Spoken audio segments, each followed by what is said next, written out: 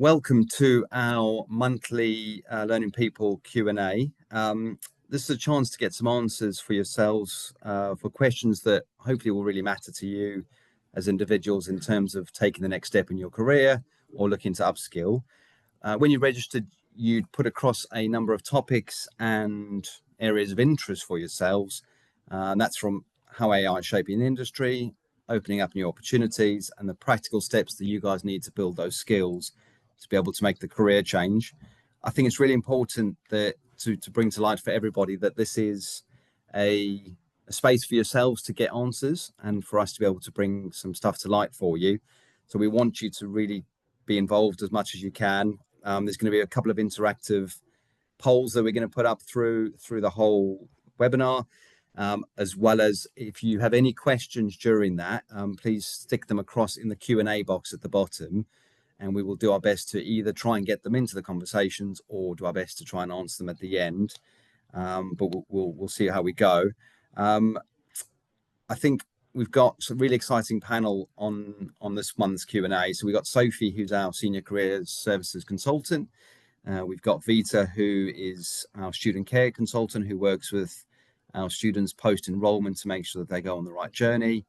And Chris, who is involved on the enrollment side, dealing with people who are starting their journey with us and having that consultation. So I think before we get started, I just want to stick up a poll, if that's all right, just to get a gauge of a couple of bits, what sort of your motivations are. Have you attended one of these Q&A webinars before with us? And then what sort of areas of interest that you're looking to. While people are answering that, we can go on to the first question I think might be useful. So if we go on to the first slide, which is, I have a full-time job and kids. How do other students manage their time? I think if we could go to Vita to answer this one, as she's dealing with the students day to day, that would be really useful to get your insights on that, Vita. Yeah, sure. So obviously we have a lot of students from loads of different walks of life. So essentially student care, our role is to support you guys throughout your learning journey. So that will start with a study planning call. And in that study planning call, what we do is we discuss kind of your commitments outside of studying. So that will be work, family commitments, even social as well. And we look at how studying kind of fits in with all of that. We'll help you really visualize your day. You can see kind of what hours you can set aside. Generally, we recommend around 10 to 15 hours per week so that you can progress nice and steadily. But I think the main message is that you've got a load of support from us throughout that. So you'll get check-ins from us on a monthly basis. We're always at the end of the phone if you need us, or if you need to reach out to us via email as well, we're really accessible. But ultimately, studying will fit in with your life because it is part-time studying. It's online, and yeah, it's designed to kind of work around you and your other commitments. Yeah. And I think what post-enrollment, we have that study planning call, which I think is really, really critical to people's success, and it holds yourselves as individuals accountable to the journey you want to going on. But it is self-paced online learning for the reason, and we choose that specifically as a modality for people because we know that's the way you're going to get the most out of it around your busy lives that you've all got. And we hear the statement a lot, but sometimes life gets in the way. Our role and Vita's team's role is to make sure that we can get you guys back on track and give you that support from that side of things. Chris, is there anything else from your side that you think would be useful there? No, I think you really hit the nail on the head. At the end of the day, everyone does have busy lives, whether it's families, whether it's work, trying to get that balance. I always say to my students when you're first starting out, it's important to not try and rush through things. I think a lot of people, if you haven't studied for a while, you also have to learn how to learn again, which is another factor which a lot of people don't take into account. So as long as you go into your own pace and, when you speak to Vita and the rest of the student care team, once you get that schedule organized, you work out what's working for you, what times of hours you can commit, you will get the qualifications completed. Yeah, definitely great. It's interesting you talked there on the panel on the results in terms of that first poll. Just under a third of you are actually looking for that work-life balance part, and this would be the first steps in that, in terms of developing that. How do you juggle all those different parts of life to be able to be successful and transition into tech or into project management roles? So that's interesting to see from that side of things. Good news is none of you have been to one of our Q&A webinars, which is that you're all first timers here. So as I said, any questions, stick them in the Q&A, but this is really a space for you guys to get that information. If we can go on to the second question that someone had put in. I think this is often a question that we get asked. I've been recommended a full pathway of courses instead of just one course. Why would that be? I think, Chris, from an enrollments perspective, could you cover that for us? Yeah, absolutely. Well, the thing is, everyone's different, really, in terms of where they're starting from, particularly where they want to go.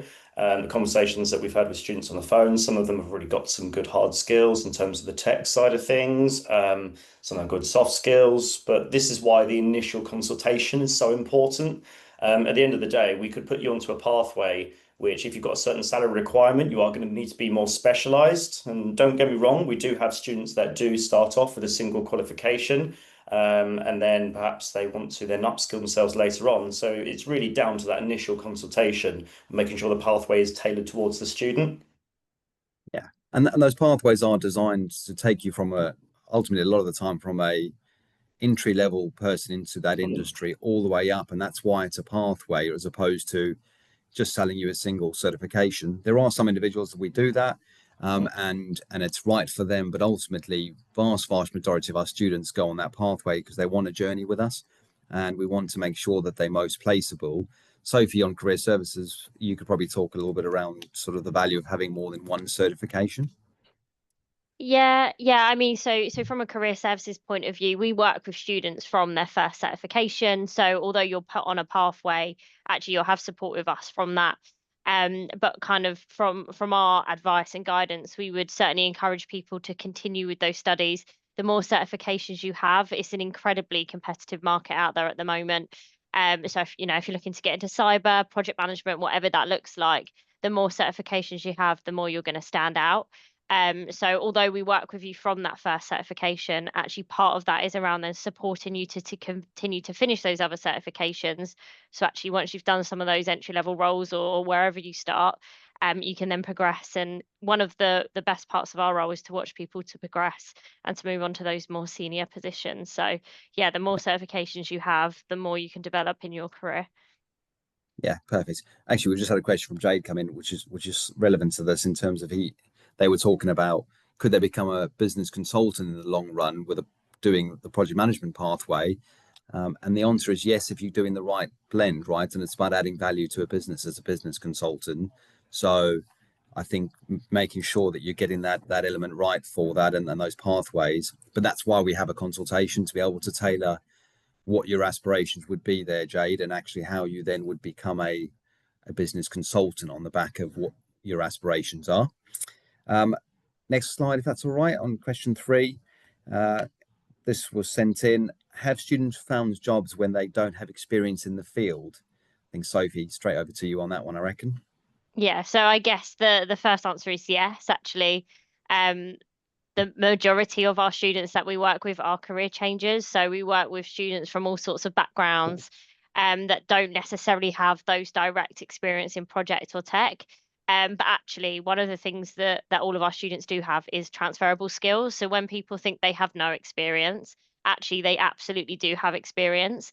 And part of our role and part of our initial phone call is to pull out those transferable skills. Things like communication, problem solving, leadership, all of those are such high value when talking to new employers. But actually also what a lot of our students find is when you're doing a certification or you've invested in your career, that is so valuable to employers because you're not just applying for a role online with no experience. Actually, you can evidence to that person that you've really, really thought about your career. You've really thought about what you want to achieve in the long run. So having that certification will show that you're committed. It shows that you're proactive about your growth, and it will also bridge that gap between your experience. So if you haven't got any experience with that certification, it's going to help you with that career path. So yeah, I can list off lots of experience of lots of students that have found jobs, bus drivers that have landed their first tech role. We've had teachers that have got into project management, people that have worked in labouring that have gone into tech. There's all sorts of people that are looking to career change. So yeah, that is the bulk of people we work with are people who think they have no experience, but they absolutely do. We just work with them to identify what that is.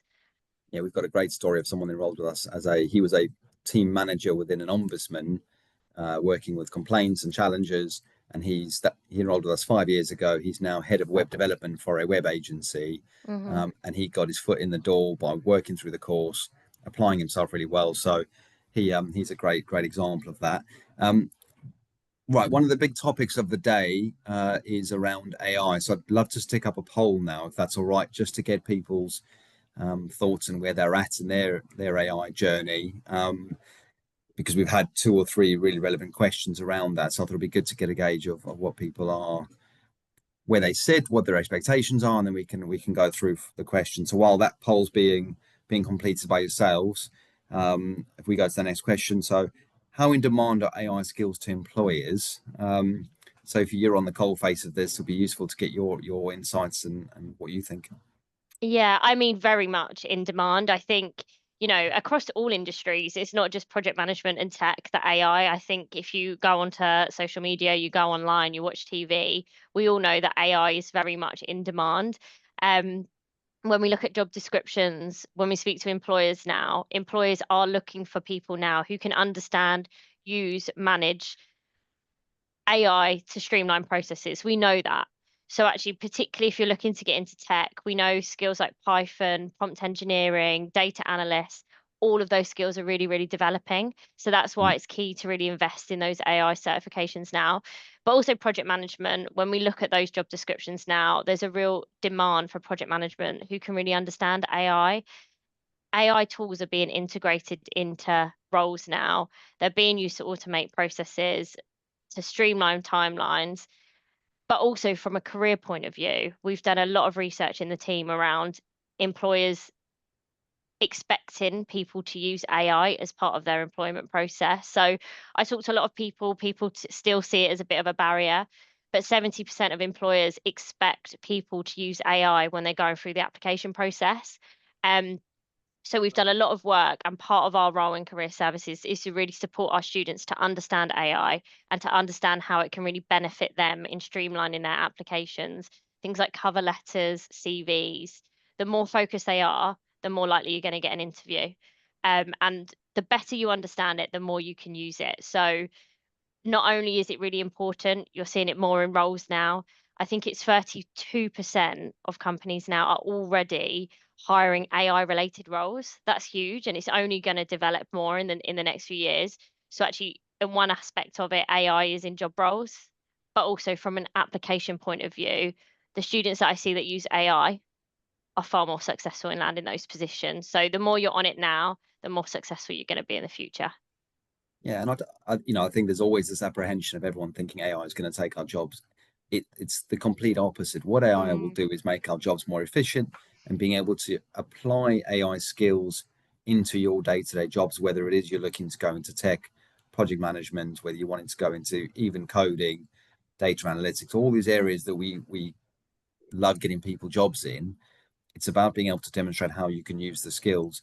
I think I was talking to someone the other day about an example of, in an interview, how they would use AI within project management to start creating a risk log. You're still going to need a really good project management person with a good understanding of what the risk log should look like to make sure that it does align to the project properly, but saving loads of time on that risk log element. So those are where the skills are going to really come to the forefront. Chris, what are your thoughts on that? Yeah, absolutely. With AI employers, I mean, we see all the time, don't we?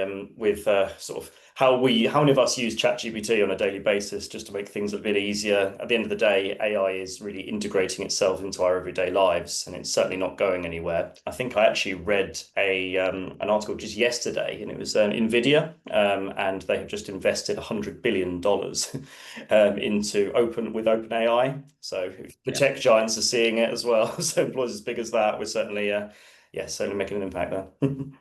Definitely. Interesting, on the poll, we had 76% of you have either not familiar with AI at all or only have some knowledge. So I think it's really pertinent. Actually, all of our pathways that we talk to now have AI certifications or AI training that is specifically for the industries you're looking to get enrolled with. And those are the difference of us being able to add value for you. One of a couple of questions that have come in actually while we're talking, which is slightly relevant in terms of where this fits in. Reese was asking how much career services work with the offline job opportunities, we've got Sophie in Career Services. We also have a team called Leap who work with direct employers. And just this week alone, we've got new opportunities with 4 or 5 new employers who are looking for first line, second line network engineers to be able to come into that. So hopefully that answers your question, Reese, that we are proactively going out to the job market, as well as Sophie and her team teaching you to go and do it yourself. So it's a two-pronged sort of attack in the job market to give you the best chance from that side of things. If we go on to the next question, if that's all right. So this was a really good one. How has AI affected jobs in tech and project management? We slightly touched on it, but Chris, could you bring that a bit more to light for us and answer that one? Yeah, absolutely. We were just saying about how much of an impact it's made. So my areas of specialty within the sort of the tech market, so cybersecurity, data analysis, that kind of thing. Over the years that I've been here, I've had students who have started off with a pathway. They've come back to brush themselves up on AI qualifications. I mean, when you think of cybersecurity, just as an example for the level of impact, I mean, it's got both positive and also sort of challenges involved with that. The more positive side of things would be the fact, you get faster threat detection, response times. For example, one of the qualifications you have with the EC Council, the Ethical Hacking version 13, that involves lots of AI-related cyber techniques. So everything's definitely being impacted with this level of things. And of course, as Sophie said as well, huge impact within sort of looking at our own research with the fact that it's such a huge buzzword now. So yeah, not just tech, obviously all areas, but yeah, definitely. Yeah, and I think on the project management side of things, we have internal projects where we're using AI to make sure that we're making it as efficient as we can. I think all the skills and everything that we look to do with learning people from a pathway course perspective, as well as into student care and career services, is how do we make you guys get that opportunity, get into the role that you want to get into, and being able to ensure that you know how AI plays out in a day-to-day role is part of our journey with you. So making sure, but look, it's definitely not going anywhere. It's going to have an impact across the whole of industry, but we have a really good thought leader that we work with a lot who always talks about co-piloting with AI. That's making sure that you understand how it affects your job and then being able to do it really, really well on the back of using AI. If we could go next question, if that's all right. So how relevant will AI be in the next 5 years, Chris? Well, it's absolutely. I mean, we have touched on it already. I mean, I mentioned yesterday about the Nvidia investing all that money, and if they are aware of, if they're willing to invest that level of their profits into things like OpenAI, then certainly it's going to be relevant. I think really, when we look at things like AI, it's only going to improve. It's only going to become more intelligent as things progress. So absolutely, 5 years time, they're already looking at 2026, saying there's going to be big opportunities there. I think we saw a recent figure as well, something to do with software development, and they were saying that employers now look at up to 2 years experience with using AI over 5 years career experience in software development. So yeah, big opportunities.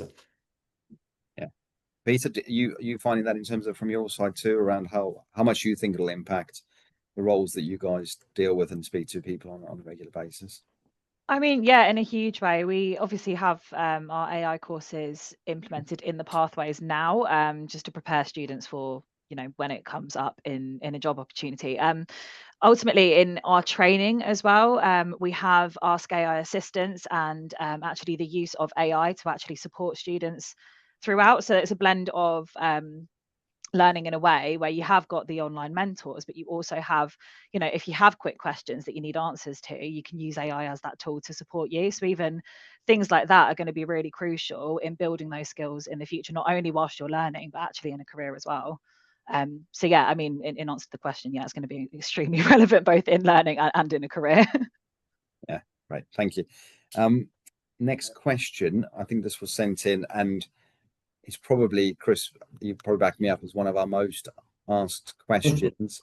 I think we had a question earlier from someone who hadn't put their name on there, but they'd put on there, what's our success rate of being able to get a job, and how quickly can you get that job? Currently, we're sitting at 97 to 98%, depending on how we read that, but 98% of people who do the certification pathways with us work with student care really effectively, work with Sophie and her team on career services, we have that 98% success rate of getting you into the industries that you're looking to get into. It's got to be from everybody, right? That's the important part. Everyone's got to go on their journey. But if you do things right and you take the support that we're offering, you do the learning and put the time in, we have that really high success rate. When is always the $1 million question. And we also had another question that came up around how quickly can they land that first certification. It does genuinely depend on the pathway that you're going through. We have people that can finish a pathway in 2 weeks. We'll be working with Sophie and the team, and they can be looking to get into new opportunities and be interviewing within 3 to 4 weeks. What we do know is that January is a really big recruitment drive across all industries. Tech and project management is no different. If anything, it actually grows in January. And our average time to get those first certifications in tech is within 6 to 12 weeks. So why I would be advising everyone to get started now would be you can be in your first certification, working with career services in December, heading into January in the best possible shape. But it does depend on the individual when you will get that job. But my advice would be doing it now gets you the best place to be there for January to start that life-changing opportunity. Or I know a lot of you talks about career progression, and career progression is broad to be able to command more salary, have better work-life balance, all those really exciting parts that we want to do. Chris, what do you think around that? Yeah, I mean, I agree. That's absolutely right, isn't it? I think everyone wants to see, when that light at the end of the tunnel is, so to speak, but it really does depend on the individual. But the best advice is to put yourself into the best position to be into that role sooner. That's really what you can do. Take advantage of this recruitment drive. If you can put the time in now, at the end of the day, it reaps rewards, doesn't it? At the end of the day. Yeah. Sophie, I'm going to put you on the spot here. You must have a couple of good examples of when people have done it really, really well and really effectively. Yeah, definitely. I mean, exactly echoing what both Gareth and Chris has said, it completely depends on the individual. Lots of people ask that, how quickly can I get a job? I've passed my certification, I'm with career services, when are you going to find me a job? And actually, we will ask the question, is it all depends on how actively you are engaging with that job market and how positively you're putting yourself out there. But actually, in the most recent one is I was worked with a lady, and actually you'll probably start to see her on our socials. But she came from a tax background, actually really unhappy, and just decided she wasn't going to stay there. She quit that job, so was unemployed. So when she came to us, she was, we've all got bills to pay, we've all got things that we need to pay for. So she was really, really adamant she needed to get into a job quickly.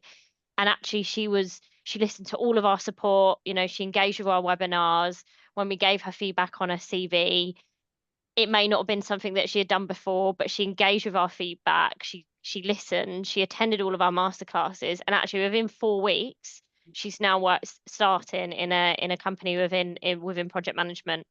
Wow. And it's an entry level position, but that doesn't mean that our support stops. She now knows that actually with her previous experience, with her transferable skills, working towards the extra certifications, she's probably only going to need to do that for the next 6 months, 12 months, and she'll be looking at those more senior positions. So that only took her a month. We've got tech people that I've worked with that have come, potentially from overseas, have no experience within the UK, have passed that first certification, and again have landed a job within tech. You've got really niche market, but usually within 4 to 6 weeks, if they're speaking to us and engaging and listening to our feedback.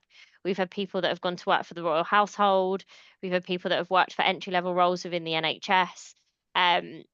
And yeah, that's the one bit of advice that I will say is the more effort and time and the more you listen to the feedback that we give, people do land those roles quickly. But that's not to say, it is a competitive market. So we're always looking at where the trends are. We're always looking at where the opportunities lie. So yeah, we are very much, we're flexible. We know that everyone has some people come to us and say, I love my job now. I'm waiting for an ideal opportunity to come up. We are flexible with how quickly you want to work through that process. So if you engage with us, we'll give you that support. But yeah, definitely we've had people that have landed jobs within a month or so. And I think you've hit the nail on the head there. I think it's the effort levels that you put in as individuals with the resources that we give you here at the Learning People, but also we have a huge amount of our students who will be completing their first certification of the pathway, get into a role, and then they continue their journey with us. Our career services offering and support is lifetime, because we want people not just to be signing up and do their term with us and then move on. We want to give you that lifetime support.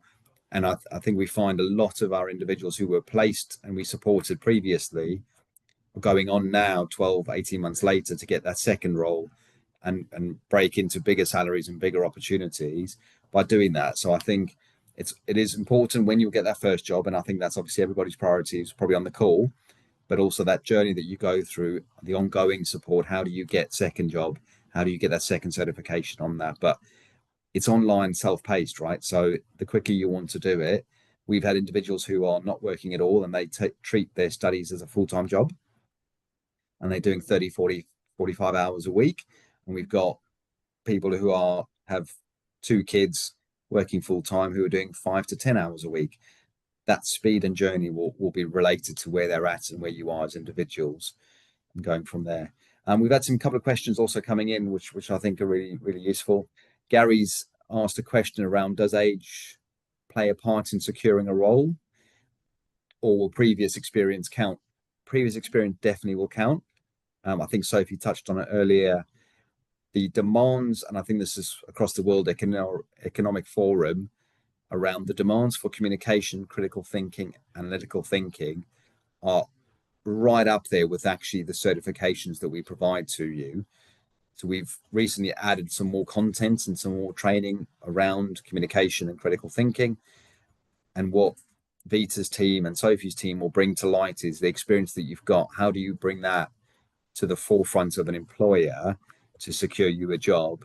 But I know, and I've been in meetings with clients where they've spoken about people who have got experience are really, really attractive to them as a business, because they come with a different level of business understanding and maturity that sometimes a graduate might not bring.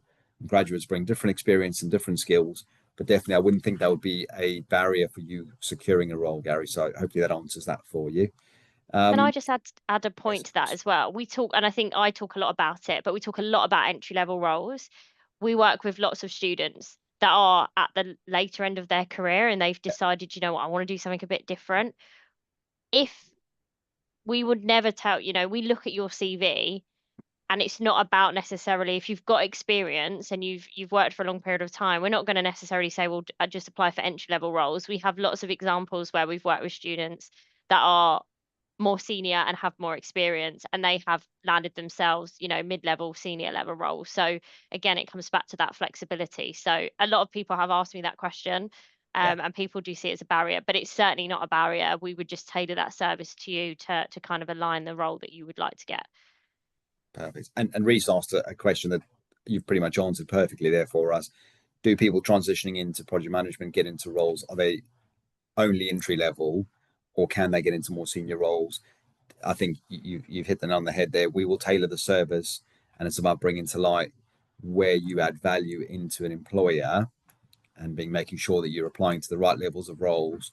They're going to get you into the salary expectations that you're looking for, as well as the challenge and the career progression that you're after. Just to add to that as well, I think one of the things, particularly from my perspective, is when we go through the consultation, we aren't just there to sort of throw you into any job. Otherwise, we wouldn't have the consultation. It's got to be tailored about what it is you specifically are looking for. So that's why we try and look for their desired roles rather than just thrown into any job. Yeah, perfect. Thank you. Next question, if that's all right.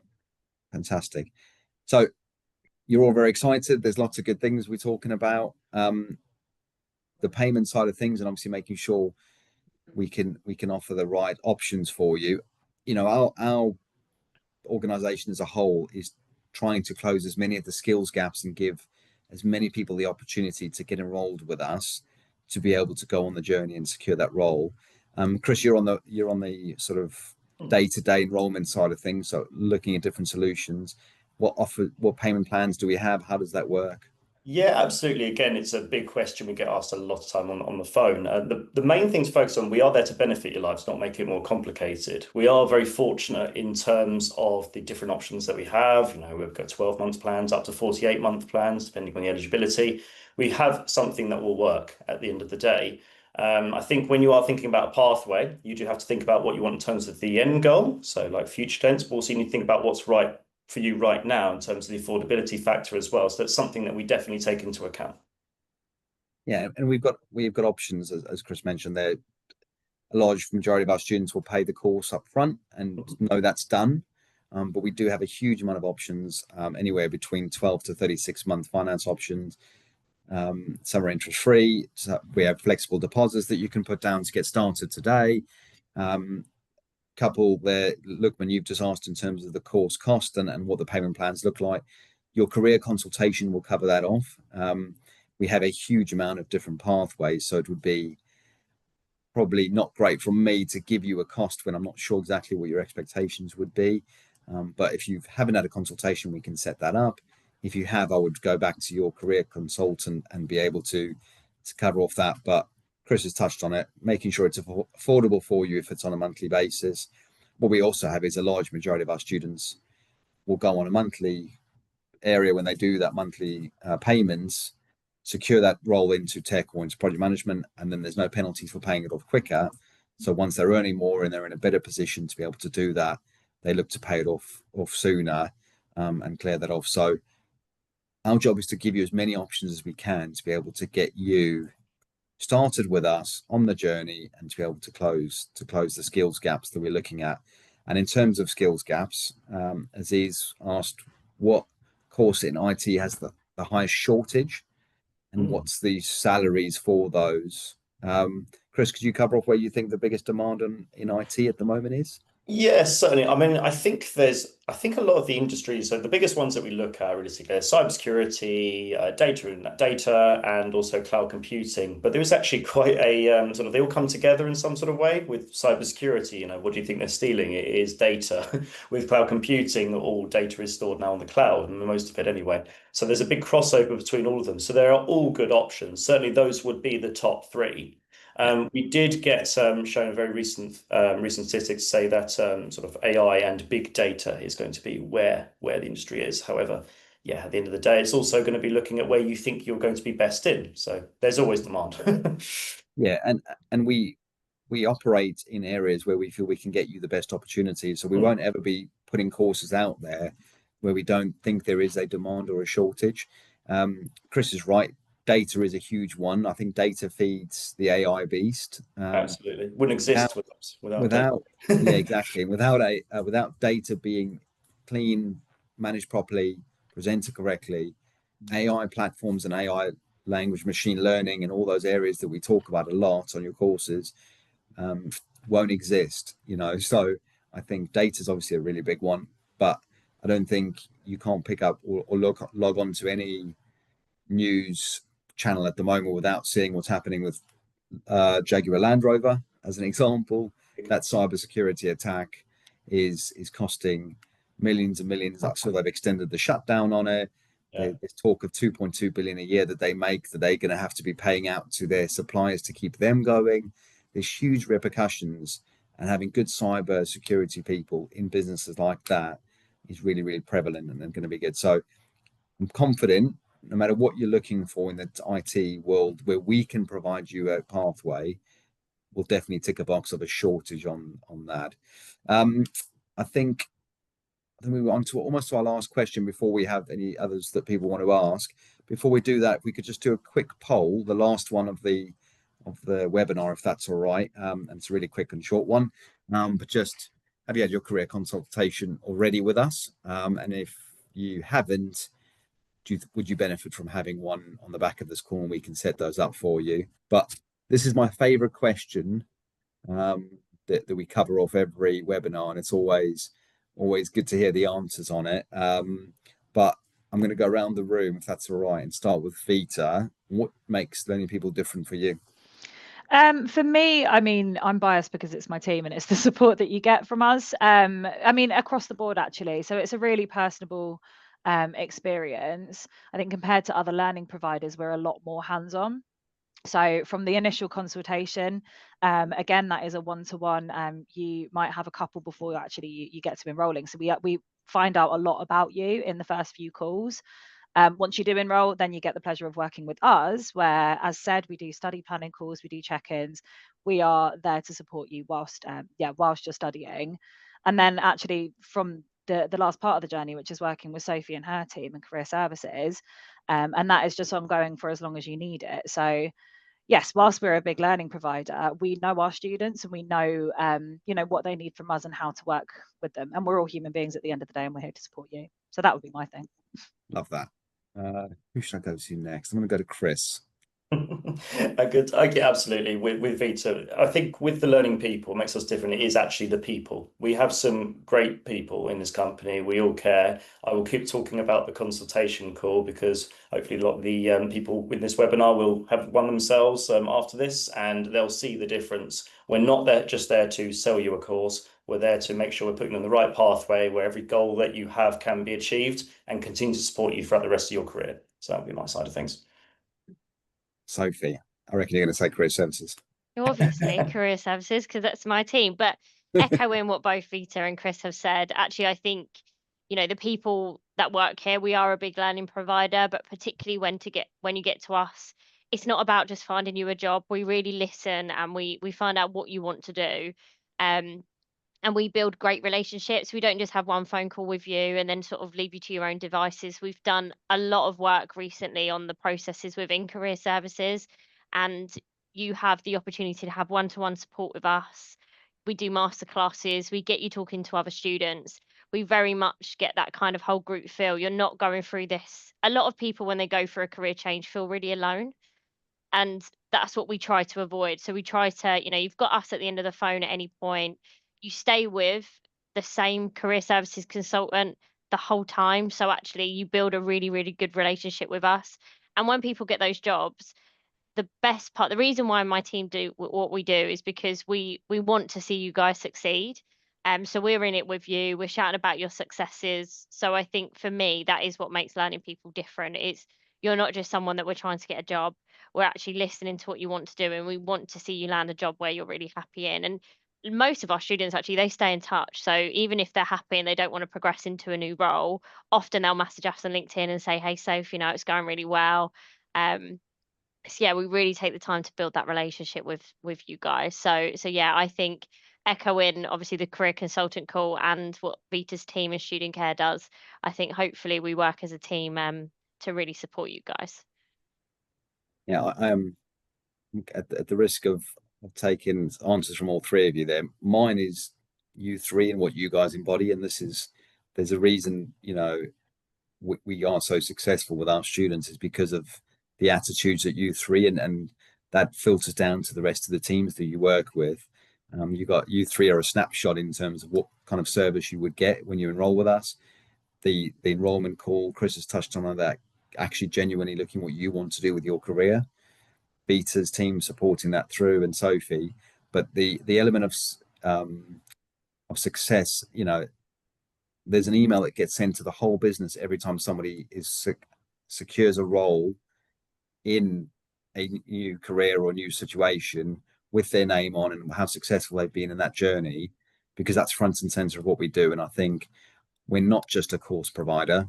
I think we're a service for people changing their lives, and that's what I love and why I love being part of the business and being involved in it. We've got one or two more questions before we wrap up. If anyone's got any more last questions, we can stick them in now. But we've had Fatimita has asked, do we take students outside of the UK? Definitely. It's an online platform.